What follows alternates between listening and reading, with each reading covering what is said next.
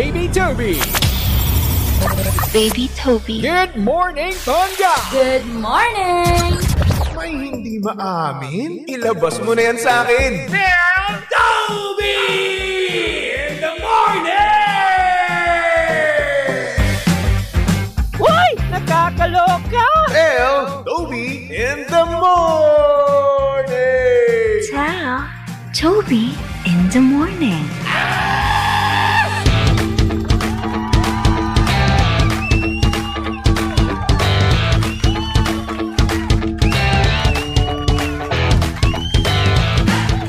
Same, pero iba. We are number 106.7 Energy FM. Pangga, huwag mo sabihin radyo.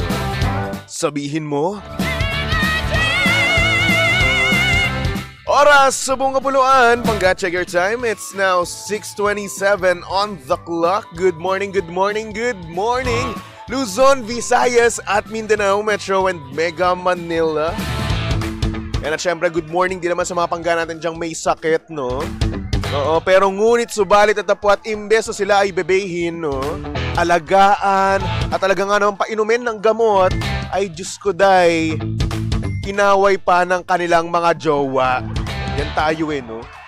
Minsan yung mga jowa natin hindi marunong maging jowa eh. Diba dapat kapag may sakit, no, na imbes awayin, alagaan mo na lang, diba? Oo, kaya nga tayo nagkakasakit para nga bebihin no? At minsan, gustong-gusto ng mga boyfriend nyo, no? Na magkakasakit sila kasi nga naman minsan, gusto rin naman magpa-baby. O kaya naman hello sa mga pangga natin dyang nagpapa-baby, di ba? Yung tipong pinapangarap magkasakit, no? Pero hoy, wag. Mahirap ha. O, una sa lahat, di ka makakapasok. Pangalawa sa lahat, ang hirap kumilos, di ba? Kaso nga lang, siyempre, nabe-baby ka naman. Parang bawing-bawi rin naman no?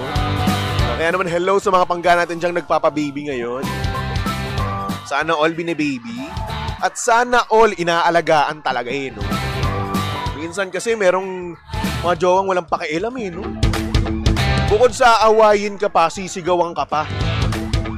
No? Kapag hindi ka nakakainom ng gamot. Minsan kapag hindi ka nakakainom ng gamot, okay lang naman kung kung yung magagalit siya no? Yung parang pa-cute lang na galit. Pero kapag yung tunay na galit na, nakakainis na Yun na yun mabubuisit ka na no? Imbis na bine-baby ka, di ba? Ay wala, hindi. Inaaway ka. Papabayaan ka na lang. Hindi, dapat kapag nagkakasakit, no, pilitin mong uminom ng gamot. Ano ba naman, baby? Ano ba naman, love? Sige na. Uminom ka na ng gamot, wag nang pasaway. Ganon yung mga pakyut na pa-baby. Ganon yung pakyut na pagpapaalaga, di ba? Yun yung hinahanap. Hindi yung sisigawan mo. Sabihin nyo, hoy, uminom ka ng gamot. Hindi ganon. Dapat yung cute. Dapat yung mapapasunod kami. At kikiligin din at the same time, di ba? Kasi aminin na natin, no? May mga lalaki din naman talaga gustong-gusto ng kilig. Oo. Gustong-gusto namin yun. Kaya naman, kapag nagpapalambing kami, no? Lambingin nyo rin naman. Kayo naman. Parang di naman kayo marunong maging jowa. Ba kayo, may tama ba kayo? May sakit ba kayo na jowa, ha? Dapat hindi. Oo, dapat pag nagpapalambing ang boyfriend nyo, lambingin nyo naman. Diba? Lalong-lalo pag may sakit, no? Kaya naman, hello sa mga pangga natin dyan may sakit. Sana naman gumaling kayo kaagad-agad, no? Uminom ng gamot at the same time, uminom kayo ng tubig. Oo. Baka mamaya kasi, puro kayo soft drinks, no? Soft drinks kayo na soft drinks. Hindi na kayo nagtutubig. At minsan, yung iba, puro pa alak, no? Bayos-ayos kayo, di ba? Ay nako. Anyway, good morning sa mga pangga natin dyan, no? At the same time, live na si Baby Toby ngayon sa Facebook page ng Energy FM. Hanapin nyo lang Energy FM 106.7. Tapos ayun, makikita nyo na ako doon, di ba? And at the same time, bago rin akong ahit ngayon kung napapansin nyo. Sinipag na ako mag-ahit. Di nyo na nakita yung yung baby bigote, di ba? Kaya naman, go ahead, no? Energy FM 106.7 at syempre, mag-share na rin naman kayo Ang hindi mag-share tutubuan ng kulugo sa esophagus, sa larynx, sa pharynx. Oh. Alam mo na yun. Kasi hindi ko alam kung saan part yun eh. Basta somewhere inside you, doon yun. Diba? Yan, hello kay Ate Robina. Sabi niya, inaway ka ba ng jowa mo, Toby? Uminom kasi ng gamot, wag na magpabebe sa jowa. Alam nyo, gustuhin ko man, no? Gustuhin ko man na inaaway ako ng jowa ko, no? Kaso problema, wala eh. Hindi ko na alam kung ano yung feeling ng inaaway ng jowa. Ang hirap na eh, no? Hindi ko na alam yung feeling na kung ano yung feeling nung tinutoyo yung jowa mo, mapipikon ka na lang. Hindi ko na alam. Ang tagal na eh. Kaya naman, hello sa mga pangga natin dyang single, no? Na napakatagal ng single to the point na hindi na nila alam kung ano yung feeling ng inaaway sila mismo ng jowa nila intentionally. Ganyan yung mga yan eh. Oo. One thing, isang araw okay na okay kayo. Tapos the following day, warla na naman kayo. Diba?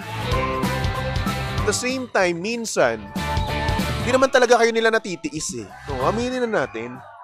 Hindi tayo natitiis sa mga girlfriend natin, di ba? Pero, dahil nga naman, likas silang dragon, no? Likas silang may toyo. Di ba? Hindi na tayo papansin eh. Hindi nila tayo papatatawarin, di ba? Oo, tatasan yung pride. Di ba? Parang nga naman sa ganun, malambing pa, di ba? So, ayun. Pag makaawa pa rin tayo. Yung mga lalaki, kahit hindi mo mali, mag-sorry ka. Kahit wala kang ginagawa, halika dito, mag-aaway tayo. Ay nako. Anyway, para sa mga pangga natin dyang inaway kagabi, no? At wala kayong magawa dahil hindi naman talaga kayo nire-replyan, di ba? Hindi kayo pinapansin ng inyong mga girlfriend, no? Kung sa inyo, maglaro na lang kayo.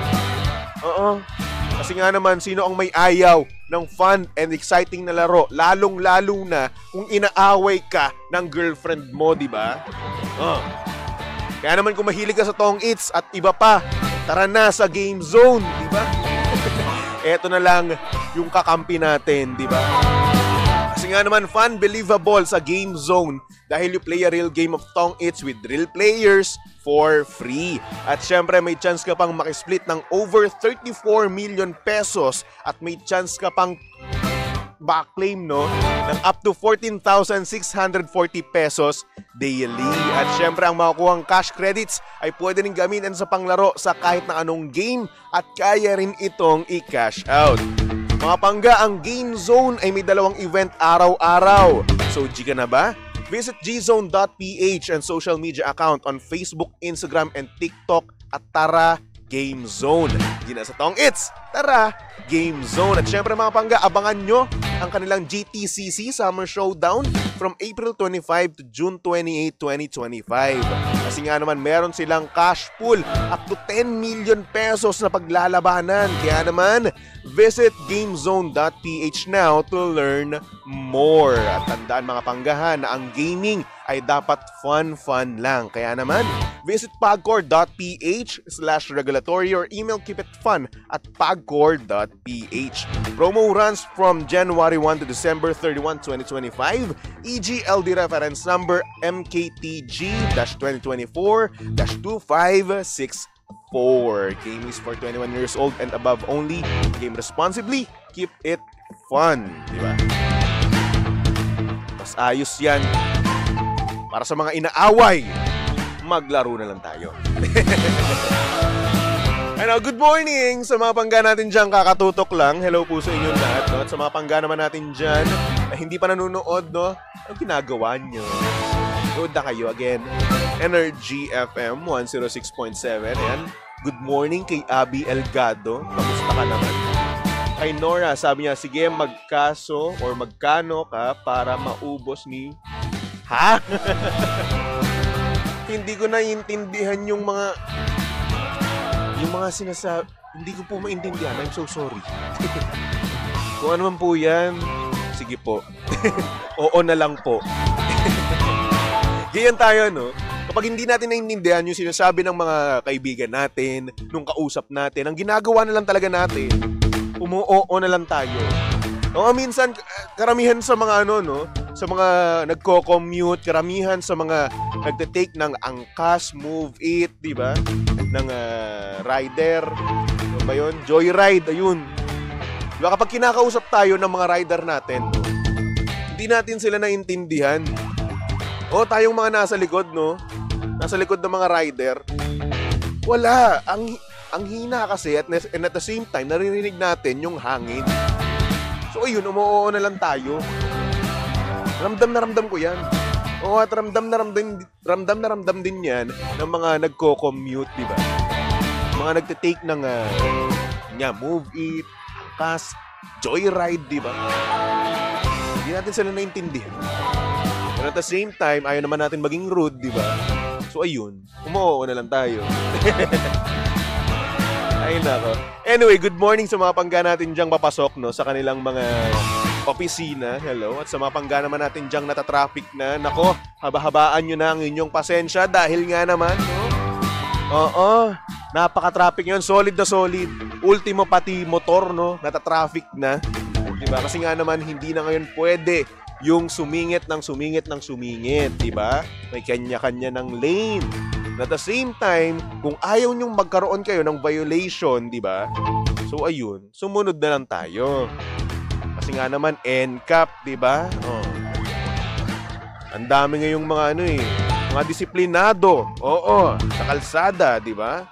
Kaya naman magandang umaga sa mga pangga natin diyang ngayon lang naging disiplinado. Ay nako, dapat naman talaga matagal na, no? Konting tiis. Okay? Alright. At syempre, 6:38 on the clock. At eto na nga, meron tayo ngayon sender. Ipasok na natin yan dito sa Titi in the morning. Oh yeah, Titi in the morning. Why? Ang aga-aga ha. Tell Toby in the morning.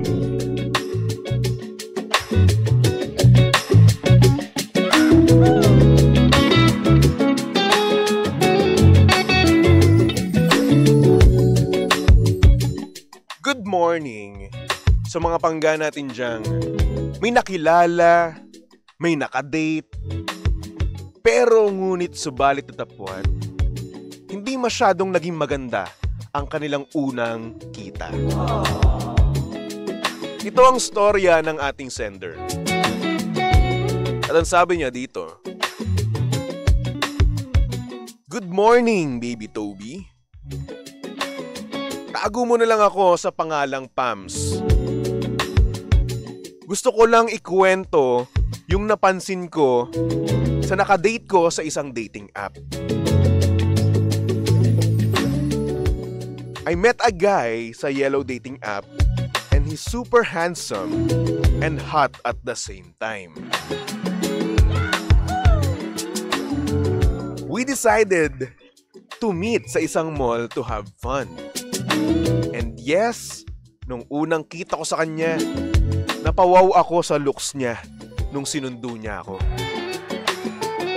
As in, super guwapo. Pero, while he's driving, may napansin ako sa kanya. Na parang may kakaiba. Nung una, hindi ko pinapansin. Pero nung tumagal na, parang na-bother ako ng sobra. At ayun, nung nasa mall na kami, ginagawa niya pa rin to. Palagi niyang hinahawakan yung pototoy part niya. Na parang may inaayos or parang kinukurot niya palagi. Na-bother ako ng sobra kasi baka mamaya iniisip niya na makakascore siya kagad sa akin. Pero no, I'm not that kind of girl. Baby Toby, na-disappoint ako sa kanya. Na-disappoint ako sa date namin dahil doon sa ginagawa niya palagi. Nagyakag akong umuwi agad. Kaya ayun, hindi nagtagal yung date namin. Okay na sana eh. Ang gwapo niya, ang hot niya. And at the same time, pinagbukas niya pa ako ng pinto. Kaso nga lang, nakaka-off doon sa palagi niyang ginagawa. Baka mamaya, yun lang yung habol sa akin at baka mamaya, mapahamak pa ako. Pero baby, matanong ko lang naman, normal ba na ginagawa yon ng isang lalaki? Na palaging hinahawakan? Or parang may inaayos sa kanyang pototoy part? Pakisagot naman. Maraming salamat and thank you sa inyo. Grabe, no? Thank you na may salamat pa.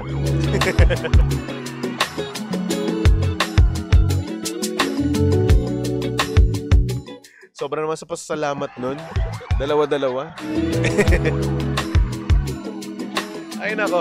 Anyway, para sa ating sender, no?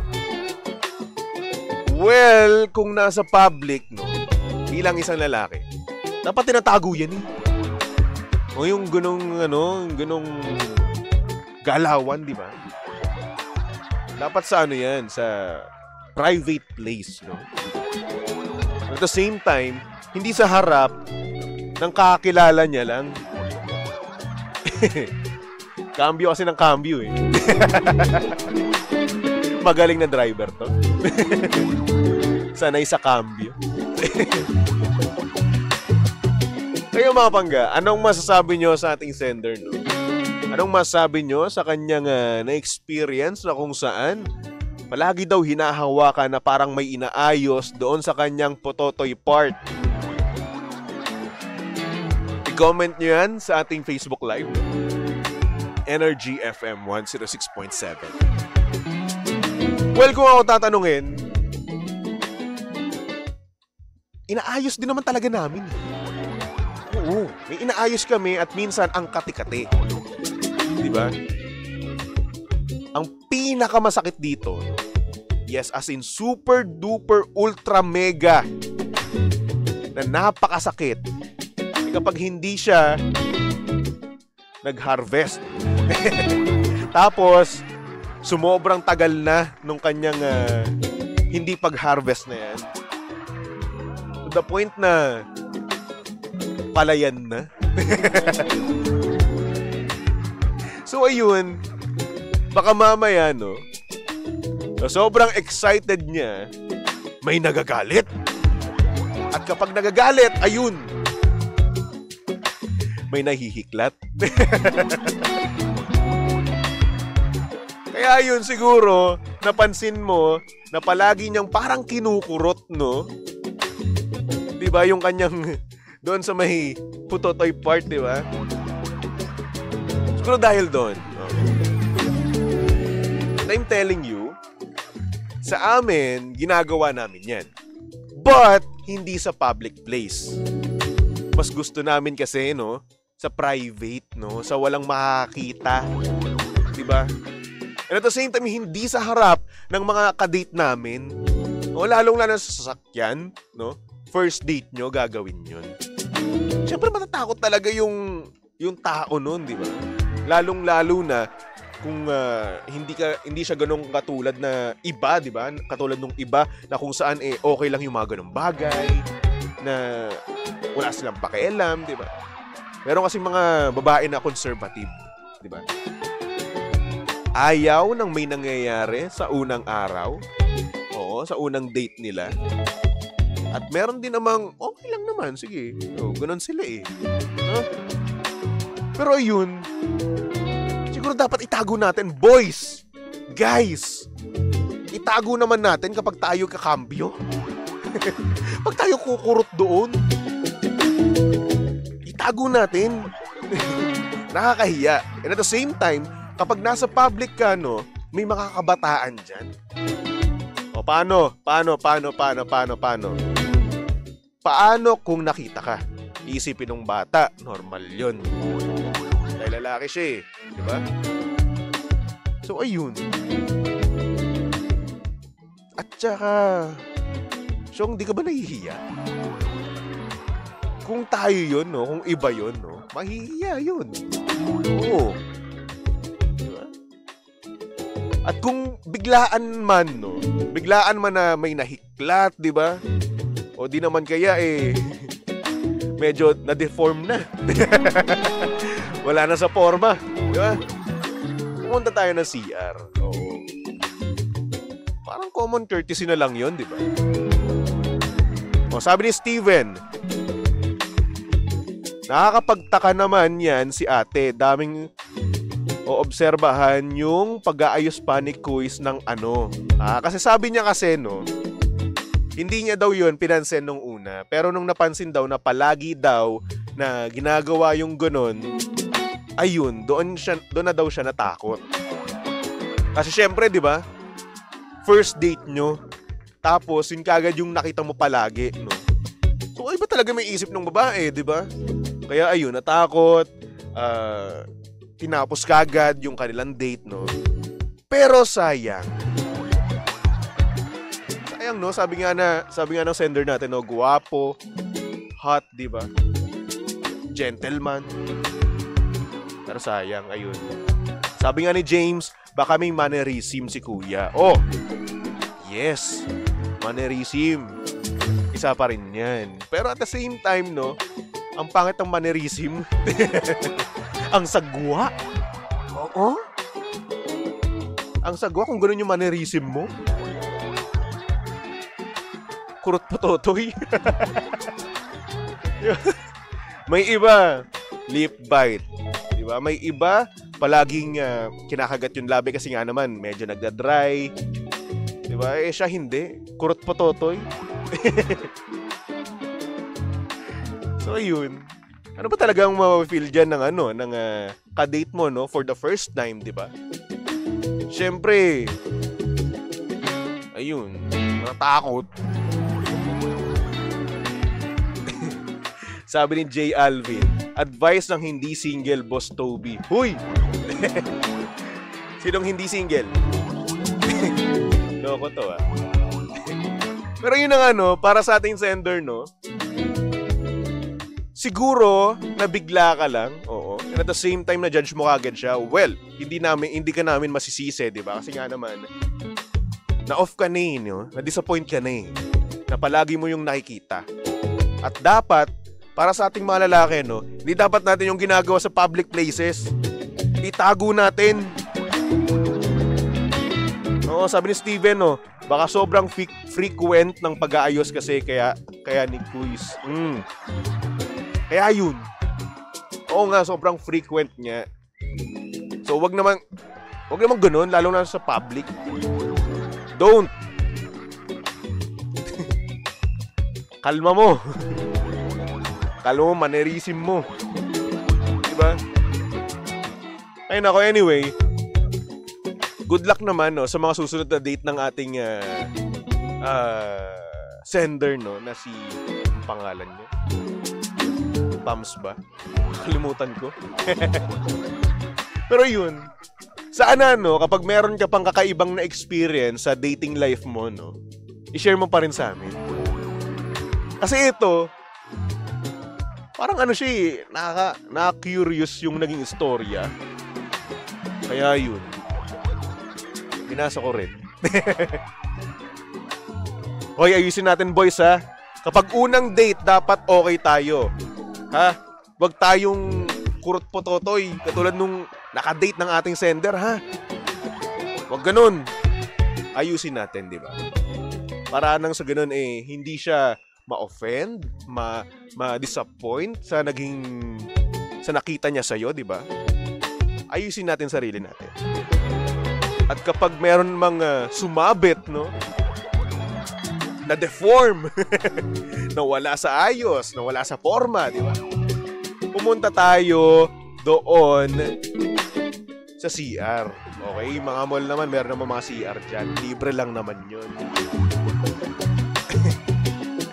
Sabi ni Jay Alvin, kaya mag-iiwas ka kay Jimbo, baka mahawa ka, Toby. Ay nako, nahawa na po ako.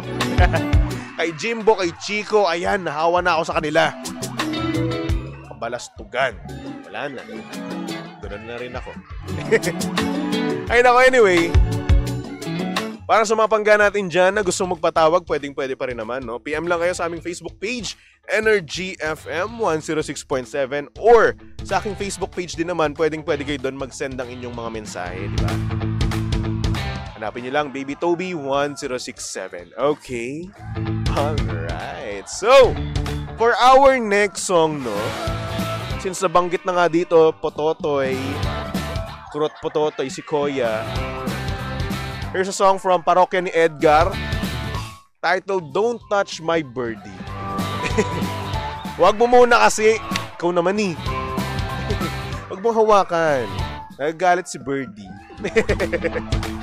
Tumutok lang dito sa estasyong same, pero iba. We are number 106.7 Energy FM. Pangga, huwag mo sabihing radyo. Sabihin mo,